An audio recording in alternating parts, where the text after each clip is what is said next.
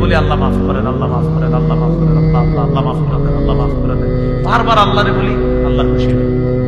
আমারে যদি আপনারা 5 বার ডাক দেন, আরিফ কথা আছে বলেন, আরিফ কথা আছে, আরিফে বারবার পেট পেট করেন না, বলেন কি বলবেন? তাহলে 5-6 বার বললে রাগ গেল। বাবাকে আব্বা, হ্যাঁ বল কি বলবি, আব্বা বল কি বলবি, 5-6 বার বলার পর আব্বা বলে আরে কি বলবি বল। আম্মা জন্মদানকারী মাকে বলেন রান্না করেন, আম্মা কথা আছে। বাচ্চাও যদি বাচ্চারা মা কত আদর করে 5-6 বার আম্মা আম্মা আম্মা আম্মা আম্মা, 7-8 বার যখন বলে কি কিছু তোর ক। তাহলে দুনিয়ার মানুষকে একটু বেশি ডাকবেন, স্বভাব হলো মানুষ রাগ করে। হাদিসে আসছে নবী বলেন আল্লাহরে না ডাকলে আল্লাহ রাগ করে। মানুষের কাছে চাইলে মানুষ রাগ করে।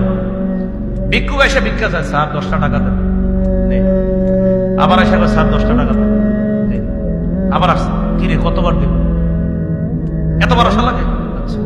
তাহলে দুনিয়ার মানুষের স্বভাব যতবার চাইবেন একটু বেশি চাইলে রাগ হয়ে যায়। রাসূল বলেন মান লাম ইয়াসআলিল্লাহ ইয়াগদাব, আল্লাহর কাছে না চাইলে আল্লাহ রাগ করে। একটু মিলান না কথাটা, বান্দার কাছে চাইলে বান্দা রাগ করে, রবের কাছে না চাইলে রব রাগ করে।